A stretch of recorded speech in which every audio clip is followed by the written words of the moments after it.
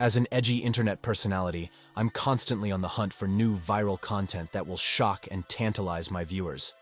I've gained a reputation for performing dangerous stunts and putting myself in peril, all for the sake of driving traffic. During one of my recent livestream Q&A sessions, I received a chilling dare from my audience. Spend 12 hours completely alone exploring the infamous ruins of the long-abandoned Millwood Hospital, a sprawling asylum with a dark and mysterious past. Millwood Hospital has stood decaying and empty on the outskirts of my remote hometown for decades now, after a catastrophic fire forced its abrupt closure in the 1960s. In the many years since the facility's fiery and tragic demise, persistent rumors have swirled among locals of bizarre, unexplained paranormal phenomena and blood-curdling supernatural encounters occurring within its crumbling walls. Most sane people give the ruined hospital grounds a very wide berth, wanting nothing to do with the sinister energy that seems to linger there.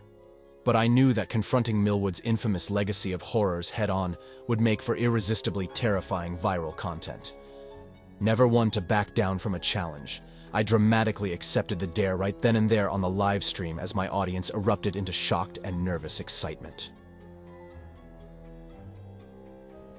In the days leading up to my appointed nighttime exploration of the haunted asylum ruins, I became increasingly consumed by a mix of morbid curiosity and suffocating dread. As sunset on the fateful night approached, I gathered my video equipment methodically, checking and double-checking my cameras with night vision and infrared capabilities to potentially detect any paranormal energy. I also packed ultra-sensitive microphones and audio recorders in hopes of capturing any unnatural sounds. Knowing I would be there for 12 long hours overnight, I made sure to load up my backpack with non-perishable snacks and extra batteries. No matter what terrors awaited me, I wanted to be prepared. The drive out to the crumbling Millwood Hospital building felt endless, the dwindling daylight mirroring the growing sense of unease in my gut. I began to second-guess my cocky bravado that had gotten me into this mess. But it was far too late to turn back now. Thousands were expecting this stream. Finally, my car pulled up outside the condemned asylum, now blanketed in rapidly encroaching night shadows. My hands trembled as I pushed open the creaking iron gate guarding the overgrown grounds. Gripping my flashlight, I slowly made my way through the knee-high weeds, using my phone's glow to avoid tripping on the thick, snaking vines and exposed roots that coiled around the earth like gnarled witches' hands clawing their way up from the underworld to drag me down to damnation. The massive, aged brick edifice loomed before me, seeming to watch my approach with unseen eyes. Every primal instinct screamed at me to turn back before it was too late, but morbid fascination drew me forward. The audience was waiting, carefully slipping through a vacant missing window pane into a pitch-black hallway. I heard the broken glass crunch loudly under my feet, an ominous greeting that shattered the heavy silence blanketing the abandoned halls. I glanced around anxiously with my flashlight before switching on my camera and beginning the live stream that I knew countless viewers were already gathered eagerly to watch. Welcome all you night owls to the most highly anticipated event on my channel. Tonight, I'll be exploring the infamous Millwood Hospital completely alone.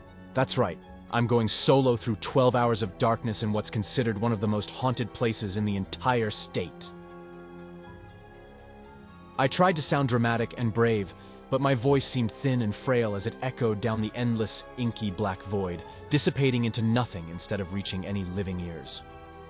Monitoring the live chat, I saw that transfixed viewers were already pouring in at a dizzying rate, flooding the feed with questions and frenzied dares.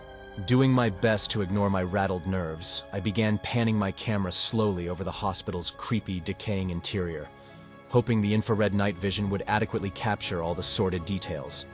Rusted gurneys still parked haphazardly in the hallways, nurses' uniforms still hanging limply in partially open lockers like shed snakeskins. Layers of thick, undisturbed dust coated every surface and muted my footsteps, making me feel as if I were wandering through a tomb that hadn't been disturbed for centuries. The oppressive atmosphere weighed heavily on me as I observed with false bravado, "Well, this place sure looks like the perfect playground for unhappy spirits." I tried to sound lighthearted and cocky, but my pounding heart and clammy palms betrayed my true dread boiling within. The yawning, oppressive darkness surrounding me seemed alive and watchful somehow, subtly shifting in my periphery to make me constantly question my own senses. Like a cat toying with a mouse, I couldn't escape the creeping certainty that something sinister and predatory was tracking my every move, lurking just out of sight and waiting to strike. Fighting back panic, I tried to remind myself that it wasn't too late to just turn back and make a run for safety and sanity. But of course, it was too late. The audience was waiting. Pressing cautiously onward, I ventured deeper through the maze of abandoned rooms and twisting, cramped hallways, their patterns inscrutable to me. Glued to the screen, the enthralled live-stream audience became even more unnerved than me as they witnessed spectral events just outside of my line of sight. Disembodied whispers faintly picked up by my microphone echoed from unknown sources. Flickering, unidentifiable shapes darted furtively across the screen at regular intervals. Though I stood utterly alone in the flesh, it became chillingly clear that something was lurking constantly at the periphery of my vision. "Dude, there's definitely something creepy crawling right behind you," multiple frightened viewers urgently typed in the chat. Soon the live comments were lighting up with scattered reports from people claiming to see a plethora of sinister paranormal activities transpiring mere feet away from me, just outside my field of vision and detection. Initially, dubious as always, I attempted to shrug it off as imaginative overreactions from the audience, but gradually, I could feel an unmistakable creeping unease settling like a cold sludge in my gut. These thousands of viewers seemed to be able to collectively detect an undeniably real, supernatural presence surrounding me that I could neither see nor sense myself. I began to realize that if there was indeed something unnatural lurking unseen in the darkness, it could be stealthily stalking me this very moment, just waiting for the perfect moment to reach out and make itself horrifically known. I was utterly alone and completely vulnerable, blind and isolated in this vast maze of shadowy corridors that encircled me on all sides.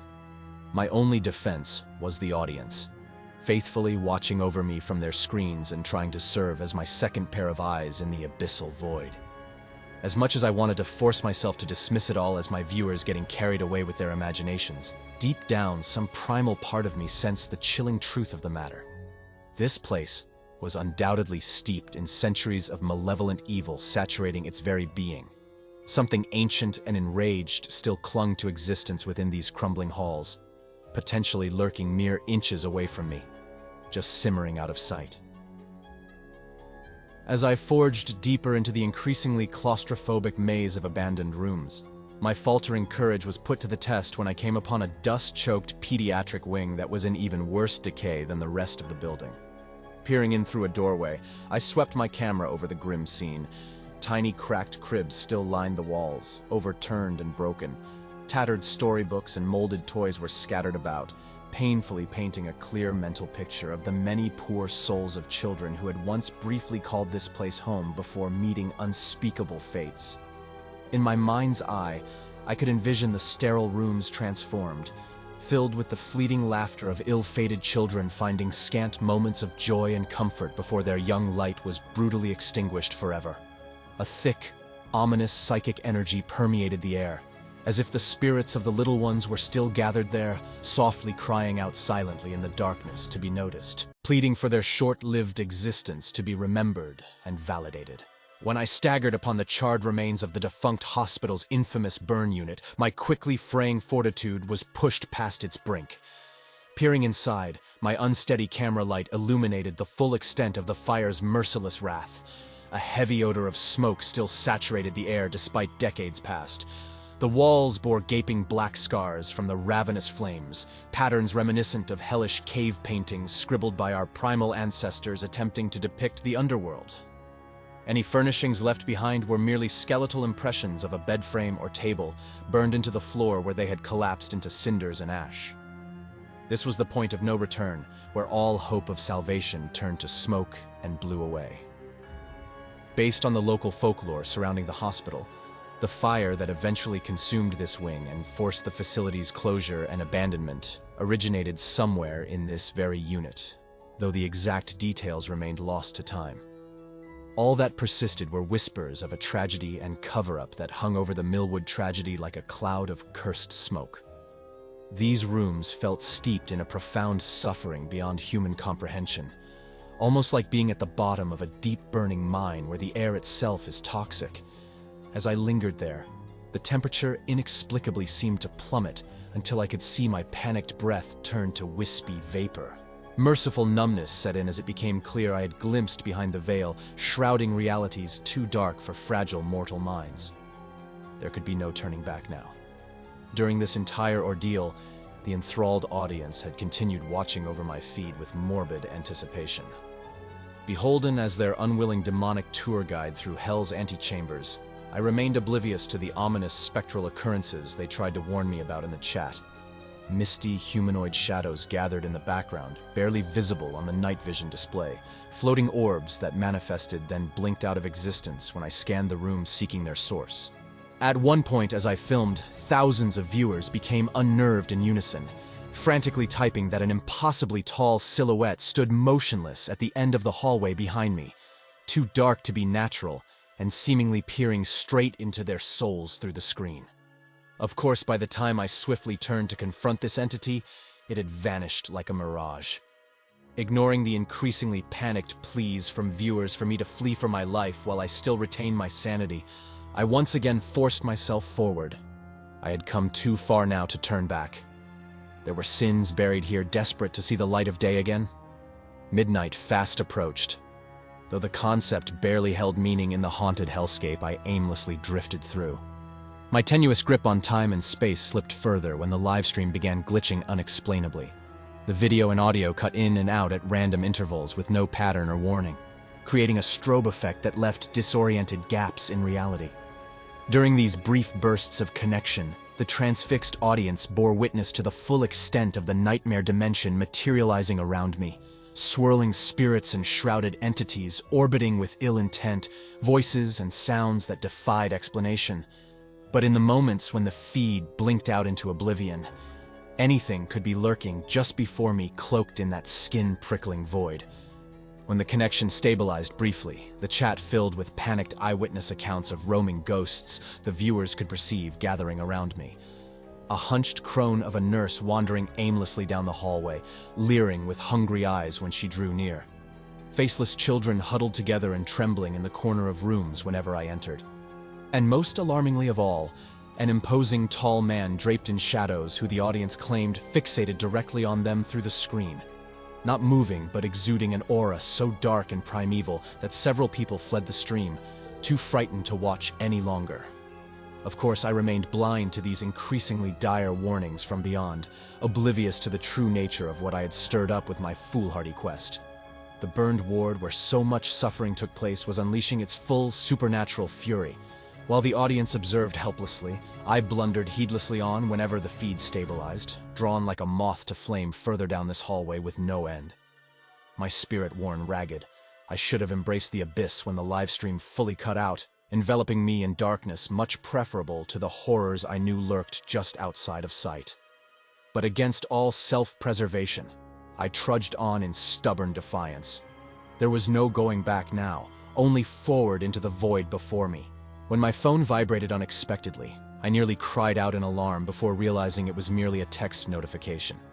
Pulling it out, my blood turned to ice in my veins. The message contained a grainy image of the back of my head and shoulders, clearly taken somewhere within the decrepit hospital halls. Below the photo, an unknown sender had typed, "Turn back. Last warning." Frantically, I spun around, desperate to spot whoever or whatever had taken this photo of me just moments ago without my knowledge. Peering into the viscous darkness, I of course found nothing but the familiar maze of abandoned rooms and hallways. No living thing stirred or breathed. Utterly unmoored, I showed the ominous text to the viewers when the live stream flickered back on. As I had come to rely on, the audience immediately confirmed my worst fears. This was undoubtedly a direct, supernatural warning from the forces that occupied this space, imploring me to leave while I still retained some shred of my soul. The notion of turning back was long gone. Even if I abandoned my quest now, there was no guarantee I would find my way out of this endless maze before whatever lurked here decided my fate. The exit route was likely shifting and distorting spontaneously like an Escher labyrinth to prevent any hope of escape. The only choice left was to stagger forward with no plan or purpose, but to see this horror story through to its end, wherever that may lie. With viewers begging me to flee, I continued on, their cries swallowed by the dark just like my own. Shivering uncontrollably with no concept of time or place, I did not even react when the wavering flashlight revealed the impossible. Down the adjacent hallway, a whole procession of shadowy figures visible to my naked eye, rumbling forth to block any path of retreat. In my delirium, nothing seemed beyond plausibility anymore. These were merely the latest haunts come to escort me into the depths at last. Drawing closer on malnourished legs that seemed to glide without touching the debris-strewn floor, an assemblage of tormented souls closed in. Spectral beings that may have once been children, nurses, orderlies when they walked the earth. Their eyes were now devoid of any humanity, black holes threatening to pull me into the abyss, and there at the fore stood the hulking silhouette I immediately recognized from the viewer's past descriptions, the faceless doctor draped in inky shadows. Behind the dark brim of his hat, I sensed a lurking presence staring directly into me from someplace impossibly distant and ancient. "You have strayed far from your world, mortal," a voice rasped from the fathomless void beneath the doctor's hat. "Now this place demands recompense for your trespass." At his command, the phantoms shambled closer, their unseeing eyes fixed on me. The end would be a mercy. I stood paralyzed under their soulless gaze. There was no begging or bargaining with these heralds fate had dispatched to shepherd me into oblivion. As icy spectral hands caressed my skin, I was overcome by a profound exhaustion. The siren song of nothingness I could finally embrace, a rest to end all suffering. My legs buckled as I surrendered completely to the rift opening beneath me, swallowing me gently into the howling dark. On the screen, the live stream faded at last to black. Against all comprehension, dawn arrived. As first light seeped into the shattered windows lining the abandoned hallways, I awoke sprawled prone on the debris-covered floor. Barely clinging to consciousness and sanity after the harrowing night's ordeal, I managed to retrieve my still-running camera and focus my bleary eyes into the lens. I'm back," I stammered hoarsely, not fully believing my own words. According to all reason, I should not have returned from the unfathomable depths I had sunk into, so far removed from any semblance of reality. You all saw what I could not, bore witness to the ancient evils lurking within these walls, waiting to claim the souls of trespassers. I spoke of future days spent unraveling the true history that precipitated the tragic downfall of Millwood Hospital. But even as I made my feeble vows, I knew there would be no redemption from what I had awoken. Some thresholds, once crossed, cannot be undone. The doors I had opened could never be sealed again. There would forever be a splinter of darkness lodged in my mind, whispering madness beckoning me to return. As I staggered my way across the littered wasteland that was once humanity's sanctuary from worldly suffering, the morning light seemed perverse, exposing even greater horrors that had festered in shadows, now scrambling to scurry back beneath unfamiliar radiance. Though I might try to shed light on the ghosts of Millwood, they would never release their grasp on me. My life was forever intertwined with their eternity. I do not recall my footsteps carrying me out of that wretched place, only that suddenly I found myself collapsed outside the gate that had ushered me into a nightmare. As I lay there, fighting to regain my grip on reality, faint voices and distant cries still echoed from the decrepit building behind me. Perhaps they always would. When I finally summoned the strength to return home, I knew my life could never be the same. Over the next few days, I tried to go through the motions, making meals I barely touched, sleeping fitfully as visions awoke me with racing heart. Friends and loved ones tried to reach out, but their voices seemed muffled and remote, as if I was hearing them from deep underwater. Their concern could not reach me in the abyss I had sunk into. 1 week after my fateful night at Millwood Hospital, I logged into my computer and pulled up my channel, which had exploded in popularity due to the sensational live stream. As I stared at the screen, about to upload some mundane vlog in a futile attempt to go back to my normal life, a sort of clarity came over me. With not a second of hesitation, I deleted my entire channel, removing every last video into obscurity. The wise know when to walk away. What I had awoken in that god-forsaken place could not be bottled up or exploited any longer for cheap thrills and clicks. The horrors I had glimpsed in the darkness were beyond any mortal comprehension. They could not be explained or rationalized, only feared and fled from. My YouTube channel was gone, but not the memories.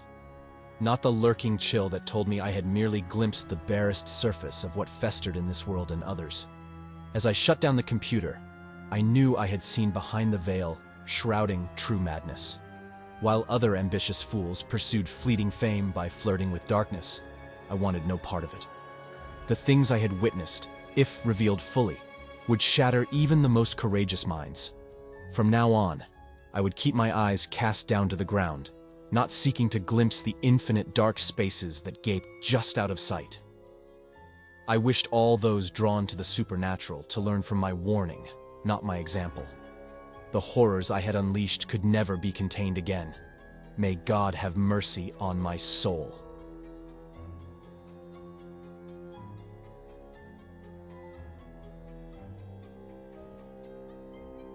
The red glow of the on-air sign was the only source of light in the dim room. Stacks of CDs, old vinyl records, and scribbled notepapers littered the vintage radio station WXYR, giving it an aura of times long past. The high-pitched hum of the broadcasting equipment and the soft tapping of the green screen monitors set a backdrop of white noise. The station, housed in a building that had seen better days, stood on the town's outskirts, its radio waves a beacon of company to those awake in the quiet hours. David, with salt and pepper hair, looked through the glass of the booth out into the hallway. Working the night shift for years, he was no stranger to solitude and the peculiarities of old equipment. He relished the quiet and the space to pick out songs that weren't the usual top 40 tracks, weaving tales and trivia for his night owl audience. He leaned into the microphone, his voice smooth and seasoned from years on air. All right, lovely listeners, it's David After Dark, here to serenade you through the night with some classics and tales of yore. The old leather chair creaked as he leaned back, selecting a soft jazz number to set the mood. Midway through his usual sequence of sharing trivia, answering listener questions, and interspersing music, David noticed the lights above him flickering erratically. Must be a fuse acting up, he mused, making a mental note to tell maintenance in the morning. He felt a sudden chill, causing him to pull his jacket tighter. Shrugging, he attributed it to the old building's equally old HVAC system. As he reached for a fresh cup of coffee, the broadcasting equipment gave a brief, sharp whine, a sound he had never heard in his years at WXYR. Eyebrows raised, he checked the connections, ensuring that everything was in order. Returning to his seat, David was about to dismiss the odd occurrences when a call came through. The monitor displayed no number, just the text, "Unknown caller." Intrigued and always up for some late-night banter, David pressed the receive button, readying himself for another one of those weird calls that often grace the night shift. Little did he know, this was not just another call. This was the beginning of a night that would challenge everything David knew and believed. A heavy static filled the headphones as David accepted the call, the interference prickling against his ears. "Hello, you're live with David After Dark. Who do I have the pleasure of speaking with?" he asked, trying to mask the slight irritation from the static. For a moment, there was only silence, punctuated by the distant hum of the radio equipment. Then, a whisper emerged from the static, faint and almost inaudible. "Play The Hangman's Lullaby." David raised an eyebrow, the request surprising him. It wasn't a popular track and had rarely, if ever, been asked for in his tenure at the station. That's an old tune. Not many remember The Hangman's Lullaby. "May I ask why the interest?" he inquired. Curiosity piqued. The whispering voice responded, more static-laden than before. "It's important to remember." The eerie tone sent a slight shiver down David's spine, but he chalked it up to some eccentric listener trying to spook him. "All right, dear listener, you asked for it," he replied with his signature charm, though there was a slight tremor in his voice. He rifled through the extensive collection of CDs and vinyl records, finally finding a dusty old record with the haunting track. The vinyl was cold to the touch, oddly colder than the ambient temperature of the room. With deft fingers, he set it up on the turntable, the opening notes echoing hauntingly through the studio. As the mournful tune permeated the room, David suddenly felt disoriented. The walls of the radio booth seemed to stretch and contort. The soft yellow light of the room shifted to a pale gray, and the familiar surroundings faded. He found himself standing amidst a large gathering of people in a town square, the attire and architecture hinting at a time long past, likely the late 1800s. Men wore top hats and vests, while women sported long dresses and bonnets. Before him stood a wooden scaffold, and atop it, a man with a noose around his neck. His eyes, filled with fear and a plea for mercy, locked onto David's. The crowd's murmurs, a mix of anger and sorrow, grew louder. A woman, dressed in black, hummed the very tune that David had just played. The haunting melody of the hangman's lullaby filled the air, setting a somber tone. The scene played out in agonizing detail, the executioner's cold demeanor, the final declarations of innocence from the accused, and the drop of the floorboard. The crowd's reaction was mixed. Some looked away in horror, while others watched with grim satisfaction. As suddenly as the vision appeared, it vanished. The radio booth snapped back into focus, the last notes of the song fading away. David was left panting, clutching the edge of the desk for support, the weight of what he had just witnessed pressing heavily on his chest. His screen lit up with incoming messages from concerned listeners. "Are you okay, David? That song, I felt something strange. David, what just happened?" Swallowing hard and fighting to regain his composure, David realized this night was far from ordinary, and it had only just begun. David shook off the eerie sensation that clung to him, the vividness of the vision unsettling him deeply. He took a deep breath, attempting to regain his typical on-air poise. Apologies for that brief interruption, folks," he began, his voice slightly tremulous. "Technical difficulties, it seems, but we're back." The online chat for the radio station was buzzing with activity. Comments poured in, some expressing concern, others sharing their odd experiences during the song's playback, and a few accusing David of playing a prank for ratings. As David tried to navigate the unexpected storm, the phone line blinked once more. Another unknown caller. Hesitation gripped him. Part of him wanted to ignore it, fearing another eerie request. But his commitment to his listeners and his innate curiosity won out. "Hello. You're live with David After Dark. What can I play for you tonight?" he asked, hoping for a regular request. A new voice, echoing and distant, answered, "Play. Ballroom of the Damned." David's heart skipped a beat. It was another forgotten tune, even older and less requested than the previous one. It told the tale of an aristocratic gathering that ended in tragedy. Trying to maintain his composure, David responded, "You folks are really digging deep into the archives tonight. All right, Ballroom of the Damned it is." Finding the track took longer than he'd hoped. The room's temperature continued its steady drop, and a fog seemed to creep into the booth. David felt as if he was being watched. He hurriedly placed the CD into the player, and as the melancholic tune began, the radio booth once again dissolved around him. He found himself in a grand, opulent ballroom, glittering chandeliers hanging from the ceiling. Men in tailored suits and women in exquisite gowns waltzed gracefully across the polished marble floor. The scene was mesmerizing, the beauty of the moment contrasting sharply with the doom he felt was imminent. As the dance continued, the attendees began to look distressed, their faces contorted in pain, hands clutching at their throats. The music grew more frantic, mirroring the panic that ensued. Couples collapsed, their once vibrant forms now lifeless on the grand ballroom floor. Above them all, a spectral figure in a dark cloak watched with malevolent satisfaction. Suddenly, A woman's voice, crystal clear and filled with sorrow, sang out, "Save us." David, feeling an overwhelming urge to help, rushed forward, but his attempts to reach them were futile. As the haunting strains of the ballroom melody dwindled, David sat frozen, grappling with the harrowing vision. He could still hear the rustle of gowns and the fading cries for help. The air in the booth felt stifling, the weight of history pressing on him. Reaching out, he switched off the broadcasting equipment for a moment, needing a brief respite.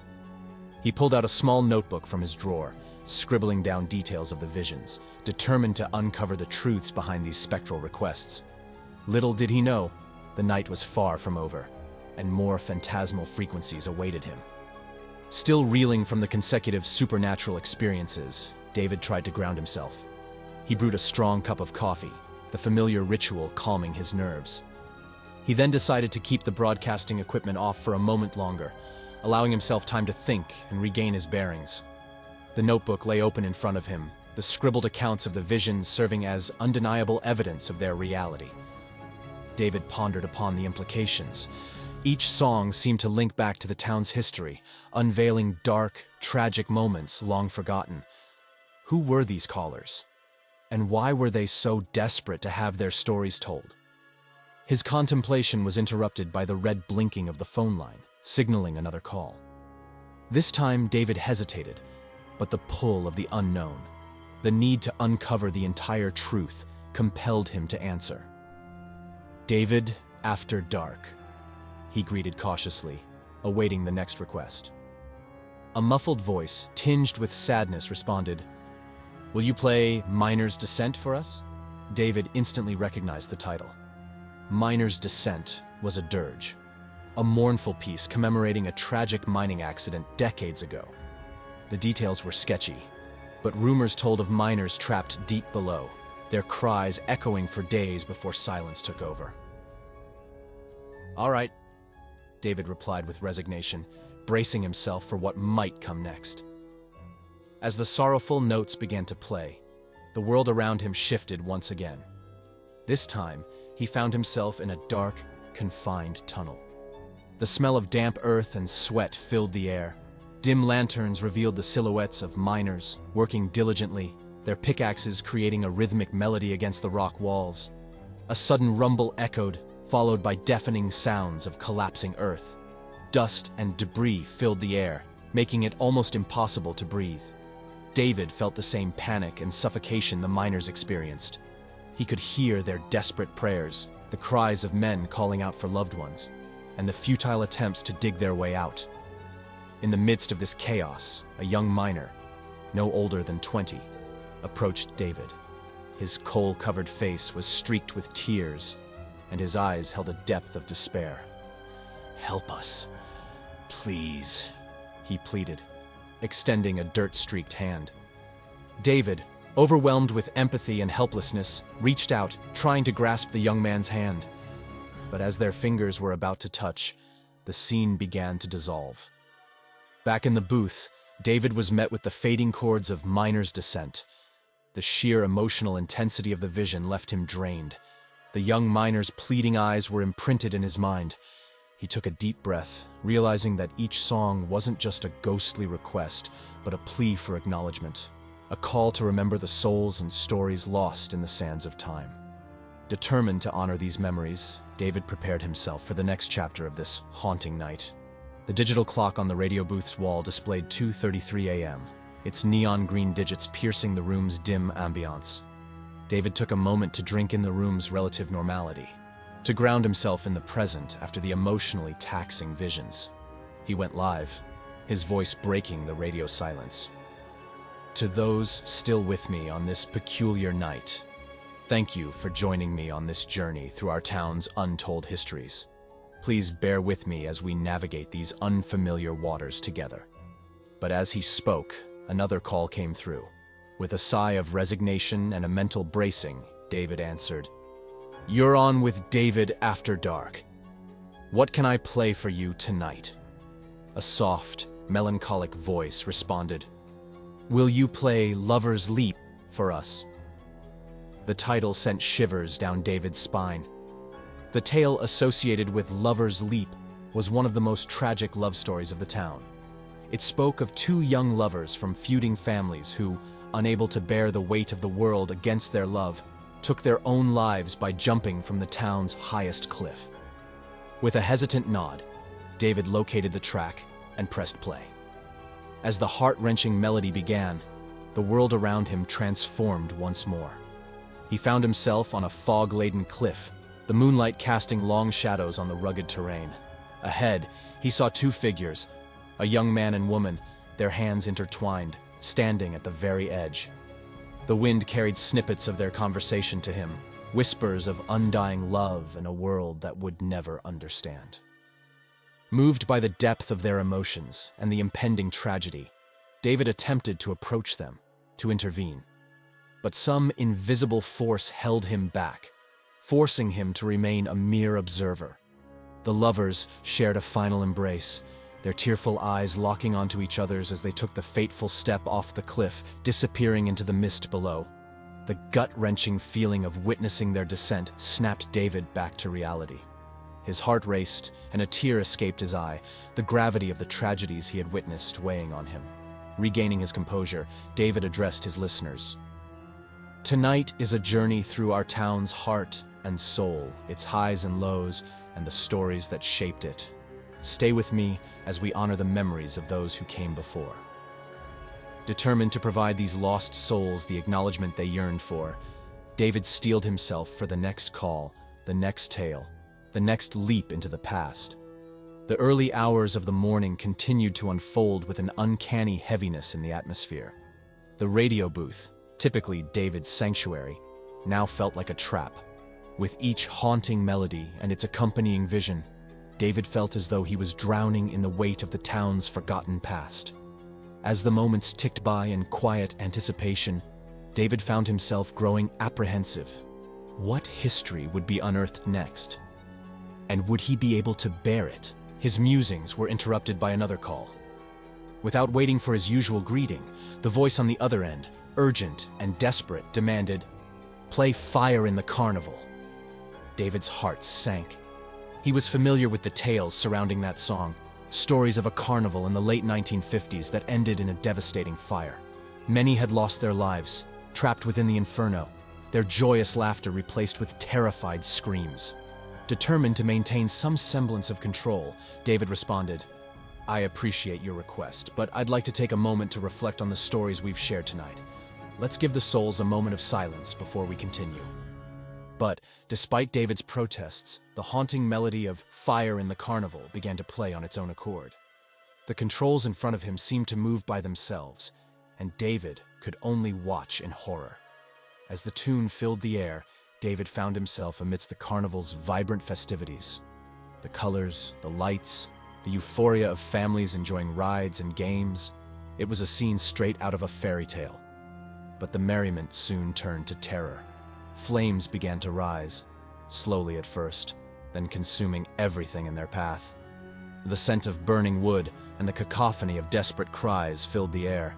David could feel the heat, see families torn apart in the chaos, and hear the chilling cries of children looking for their parents. In the midst of the fiery chaos, a little girl, her face smudged with soot and eyes wide with fear, approached David. Holding out a charred teddy bear, she whispered, "Help me find my mommy." The emotional intensity of her plea, coupled with the searing heat and blinding smoke, threatened to overwhelm David. He reached out, trying to grasp the little girl's hand, to guide her to safety, when suddenly the vision dispersed. Gasping for breath, David found himself back in the radio booth. The lingering scent of smoke and the warmth of the fire still clung to him. The song had ended, but its haunting impact remained.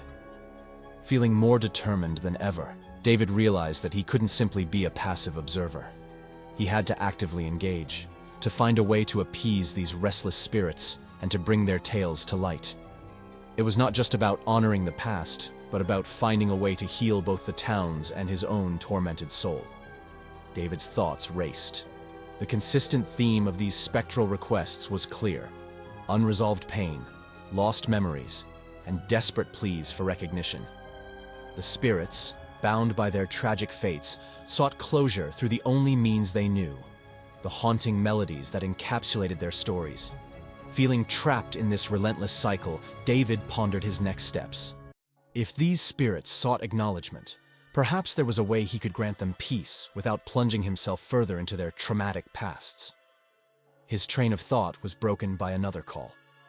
This time, the voice was deeper, more resonant, and filled with an underlying menace. "Play final broadcast," it commanded. David felt a shiver of foreboding. He was unfamiliar with a song by that title, but the very name suggested an ominous finale. He hesitated, fearing what might be unleashed if he honored this request. Drawing on his deep knowledge of music, a plan began to form in his mind. He recalled Harmony's Embrace, a song known for its soothing and healing qualities. Legends spoke of how it was played to mend rifts, heal wounds, and bring peace to troubled souls. If there was any song that could counteract the haunting grip these spirits had on him, it was this. "Before I play your request," David replied cautiously, "I'd like to offer a song for all the souls that have reached out tonight. A song of healing, of remembrance, and of peace."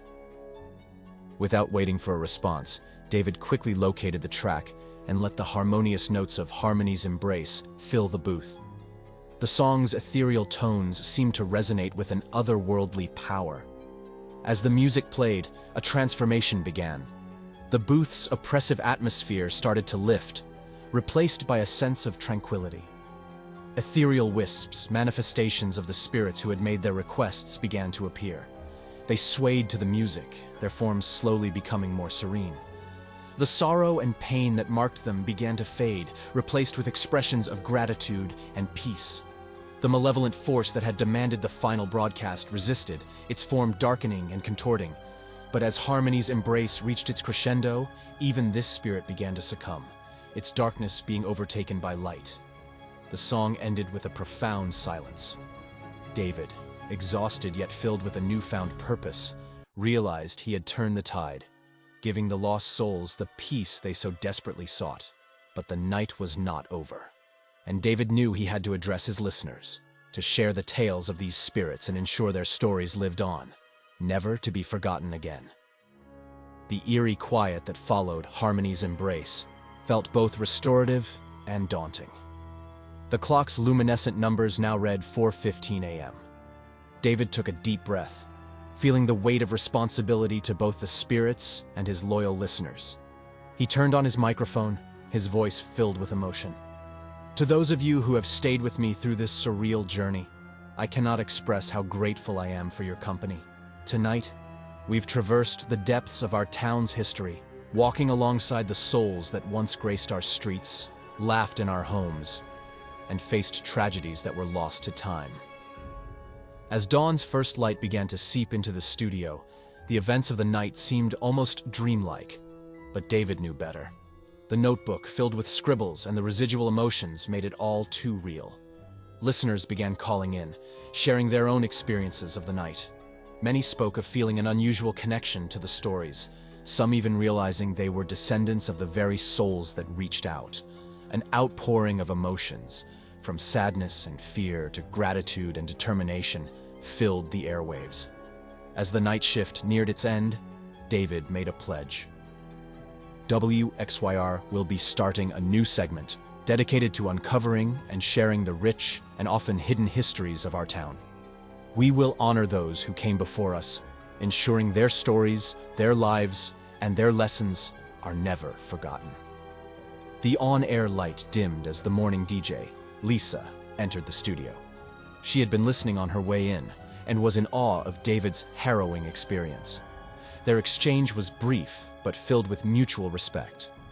David, seeing the same passion for storytelling in Lisa that he had when he first started, handed her the notebook. "Our town's history is in here," he whispered. "Guard it, expand upon it, and share it." As David exited WXYR, the morning sun felt exceptionally warm and comforting. The town seemed different, more alive, its very foundations pulsating with the stories of its past. David's steps were light, knowing he had made a difference. Not just in the lives of the living, but also in the souls that once called the town home. The night at the silent radio station had come to an end, but its echoes would resonate for generations to come.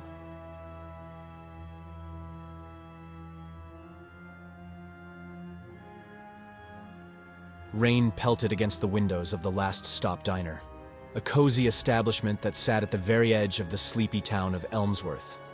Inside, the faint aroma of fresh coffee and baked pies hung in the air, providing a warm contrast to the dreary day outside.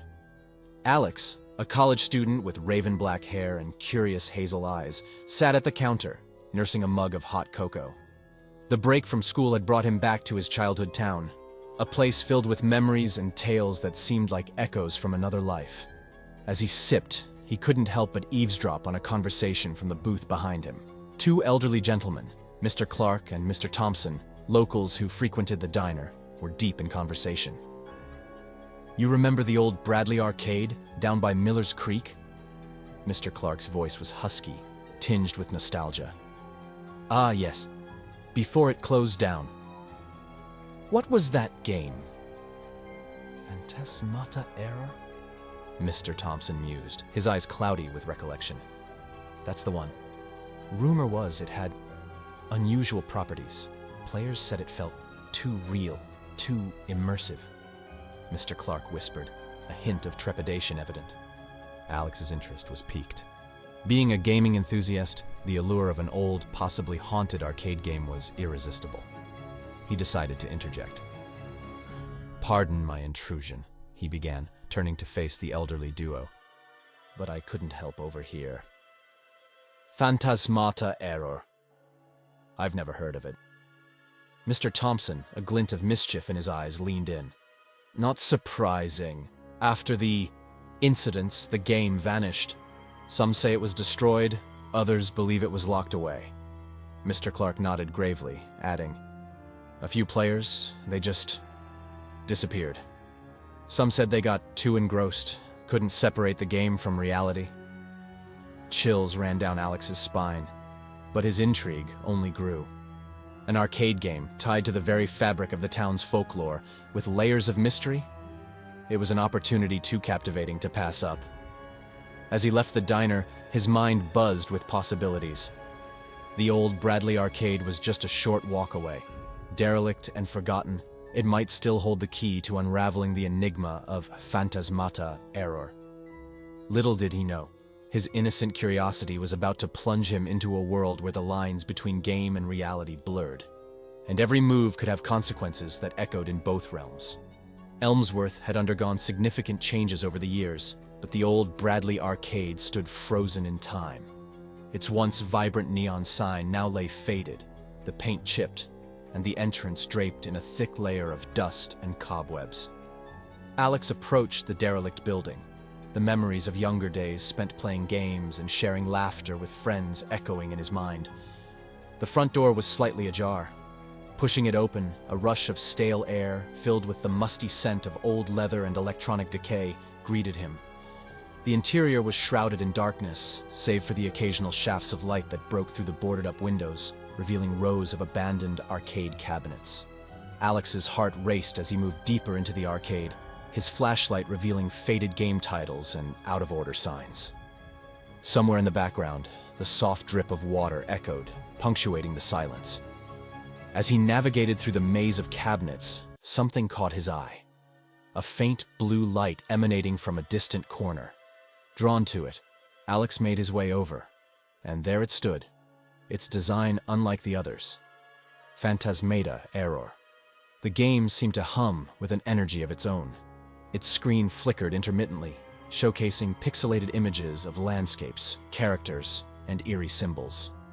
The joystick and buttons, though worn, beckoned players to engage. Unable to resist the allure, Alex hesitated for a moment, recalling the tales of players lost to the game's depths. But his skepticism and curiosity got the better of him.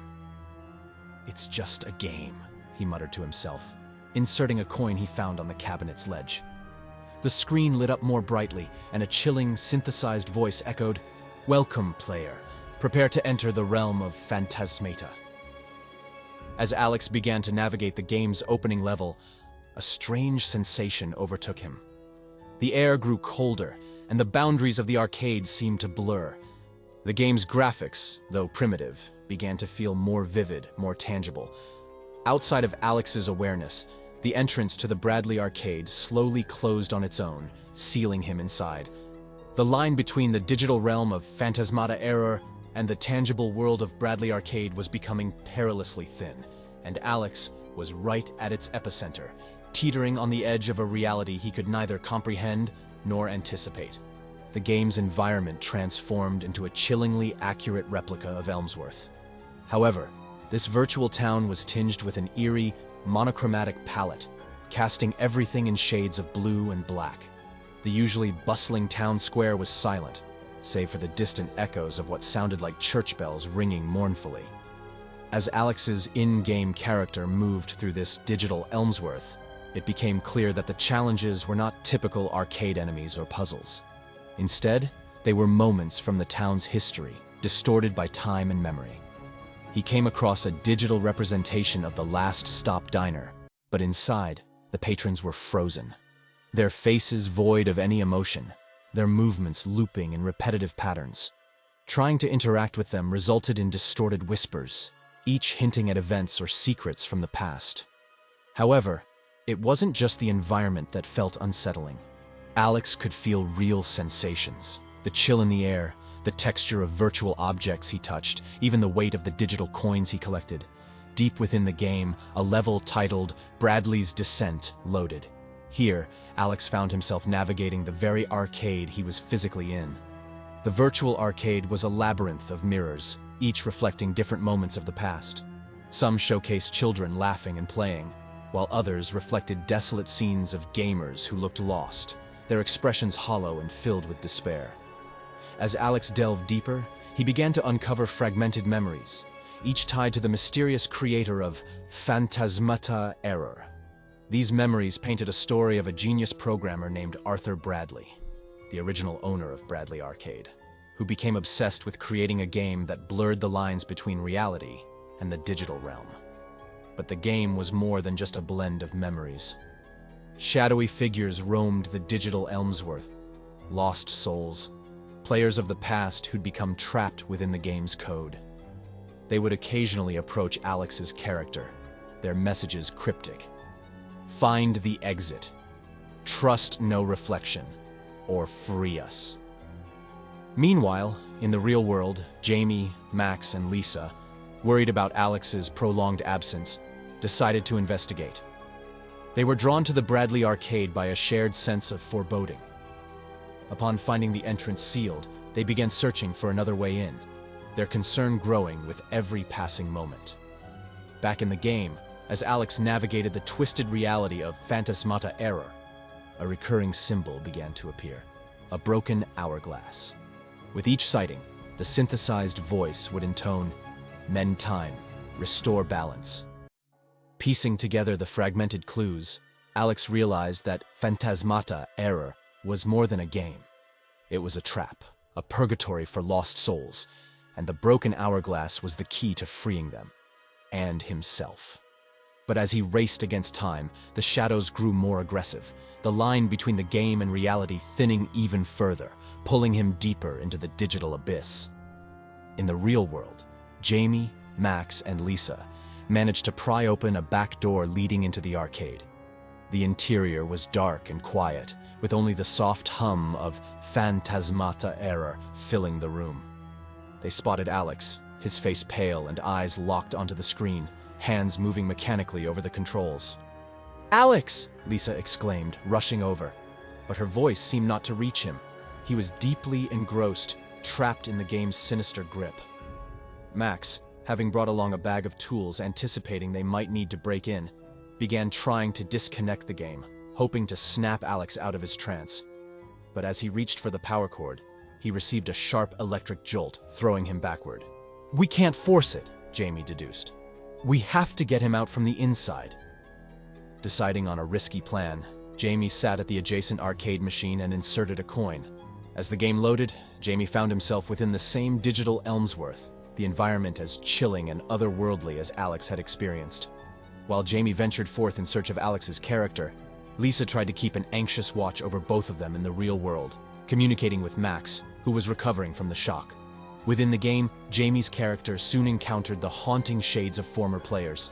Unlike Alex, who had been caught off guard by their cryptic messages, Jamie approached them more directly, seeking their guidance. From them, he learned more about the broken hourglass. It was a symbol of a glitch, an intentional flaw that Arthur Bradley had introduced. The hourglass represented the balance between the game's reality and the outside world. Mending it would restore the boundaries and free the trapped souls. Navigating the twisted streets, Jamie finally found Alex in the distorted version of the Bradley arcade. The two teamed up, combining their gaming skills to uncover the shards of the broken hourglass. Each shard was hidden within a memory of Arthur Bradley's life, moments of love, loss, triumph, and despair. As they collected the shards, the game's environment began to destabilize, the code struggling to keep the constructed reality intact. The shadows grew more desperate, their forms becoming erratic and more menacing. Finally, with all the shards in hand, they approached the game's central hub, where a pedestal awaited the reconstructed hourglass. But guarding it was the game's final challenge, a digital specter of Arthur Bradley himself, consumed by regret and desperation. In a climactic confrontation, Alex and Jamie combined their skills, using the memories they'd uncovered to appeal to Bradley's humanity, reminding him of his love for games, for creativity, and for the town of Elmsworth. They urged him to let go of his obsession and find peace. With a sorrowful nod, the digital Bradley dissolved, allowing them to place the mended hourglass on the pedestal. A brilliant flash engulfed the virtual world, and in the next moment, both Alex and Jamie were jolted back to reality, gasping for breath, but free from the game's clutches. As the group reconvened, the Phantasmata error cabinet flickered and went dark, its menacing presence finally neutralized. The friends, shaken but closer than ever, vowed to keep the game unplugged, ensuring its dark legacy would remain dormant. But as they left the arcade, the first light of dawn revealing a new day, they couldn't shake off the feeling that the boundaries between the real and the digital, the past and the present, were more fragile than they ever imagined. Days turned into weeks, but the events at Bradley Arcade remained fresh in the minds of Alex, Jamie, Max, and Lisa. Elmsworth buzzed with whispered rumors of the group's daring confrontation with the haunted game. While some were skeptical, many believed, given the town's history and the long-standing legend of Phantasmata error. Lisa, with her penchant for research, decided to delve deeper into Arthur Bradley's life. She wanted to understand the man behind the game, to uncover the reasons for his obsession. Using old newspapers, town archives, and conducting interviews with the older residents, she began piecing together a narrative. Bradley wasn't just a game developer. He was a visionary, a genius of his time. He had traveled the world, gaining insights into various cultures and their relationship with the afterlife. The concept of an interconnected realm where digital and physical realities intertwined had fascinated him. Phantasmata error was the culmination of his life's work, an attempt to bridge the two worlds. However, the grief of losing his young daughter in a tragic accident overwhelmed him. His initial intentions for the game, which were purely explorative, became an obsessive quest to reach out to her, to find some semblance of closure.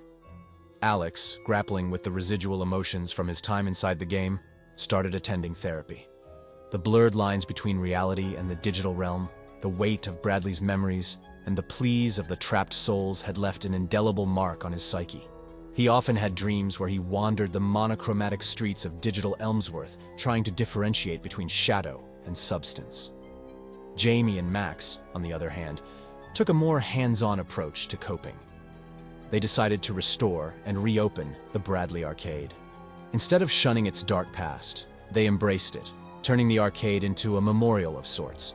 They kept Phantasmata error unplugged and cordoned off, a silent testament to its haunting legacy, while the rest of the arcade thrived with laughter, joy, and the shared camaraderie of gamers. But as life in Elmsworth slowly returned to normal, strange occurrences began to manifest. Electronic devices in the town occasionally glitched, displaying fragmented pixelated images or emitting faint, distorted game-like sounds.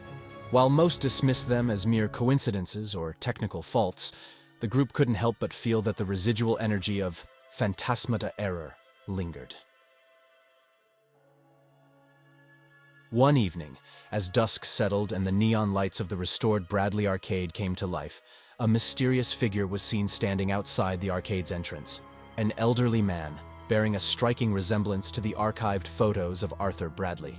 He looked on with a mix of sadness and pride, his gaze lingering on the unplugged phantasmata error cabinet. And then, as swiftly as he had appeared, he vanished into the growing shadows, leaving behind an air of mystery, wonder, and a town forever changed by the echoes of its digital past. The sighting of the Bradley-like apparition became the talk of the town. Elmsworth's community forum, usually buzzing with bake sale announcements and lost pet flyers, was now filled with speculations and personal accounts related to phantasmata error. The legend, it seemed, had taken on a life of its own. Lisa, ever the investigator, felt compelled to delve deeper. If the game was truly neutralized, why were there residual phenomena? She theorized that the game, given its unique blend of code and occult, might have left a digital footprint that resonated with certain electronic devices. As she dug into town archives, Lisa stumbled upon a series of old letters exchanged between Bradley and a renowned quantum physicist. Their correspondence hinted at experiments that sought to understand the potential overlap between quantum realms and digital simulations. Bradley believed that if every possibility existed in a quantum state, then the digital and real could be indistinguishably linked in certain scenarios. Meanwhile, Jamie and Max, while proud of their revitalized arcade, began to experience anomalies. Games would randomly reset. High scores would display names that no one recognized. And occasionally, patrons claimed they briefly saw phantasmata error come to life, only to go dark again. One evening, as Alex was visiting the arcade, he felt an irresistible pull towards the dormant game. As he approached, the screen briefly illuminated, displaying a message. "Thank you for setting me free, but the bridge remains. Mend what's broken in the real to sever the link." Realizing that Bradley's quest to reach his daughter was the emotional core that powered the game's connection to the real world, the group decided they needed to find a way to offer Bradley closure, to mend his broken heart. Recalling the scattered memories they had encountered within the game, Lisa suggested creating a memorial for Bradley's daughter. If they could symbolically reconnect father and daughter, maybe the lingering anomalies would cease. Pooling their resources, they identified a serene spot in Elmsworth's oldest park, overlooking Miller's Creek. With the town's permission, they erected a beautiful statue of a young girl holding a joystick. A poignant blend of Bradley's two greatest loves, his daughter and gaming. The day the memorial was unveiled, the townsfolk gathered, many laying flowers or game tokens at its base.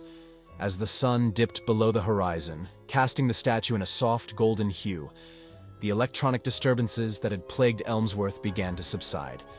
However, at the Bradley arcade, one final anomaly occurred. As the clock struck midnight, phantasmata error briefly powered on, displaying a heartwarming scene of a digital Bradley reunited with his daughter, the two of them playing a game together. The image then dissolved, and the game went dark, its energy finally at peace. From that day, the legend of phantasmata error became a cherished part of Elmsworth's history, a testament to the power of love, memory, and the inexplicable connections that bind different realms. And while the game remained dormant, its legacy lived on, a reminder of the mysteries that sometimes lie just beyond the screen.